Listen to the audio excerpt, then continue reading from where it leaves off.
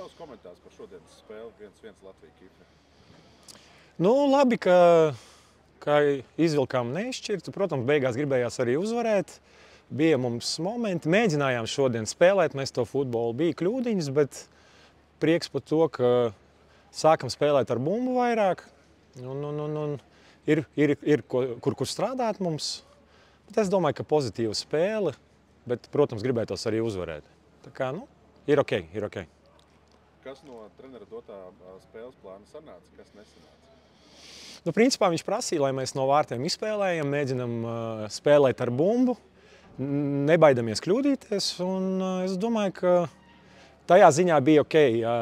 Nebija daudz momentu mums priekšā, bet es domāju, ka kopumā varam būt apmierināti. Vienīgais, ka nebija tikai uzvara, bet par pārējo bija plus-mínus laba spēle mums. Ir redzams tas, ka mēs esam vairāk ar bumbu, varbūt var iedot komentāru par to, kādas priekšrocības tas mums dod. Pirmkārt, mēs kontrolējam bumbu un varbūt mums vajag drusku ātrāk spēlēt ar to bumbu. Vienā, divos pieskārienos mēģināt to bumbu nogādāt malās un mēģināt taisīt agros krosus uz pretinieka soda laukumu. Bet jāsaprot, ka mēs pirmā spēle ar jauno treneru štābu un laiciņš tas ir vajadzīgs. Mēs, principā, kodols plus-mínus palika tas pats.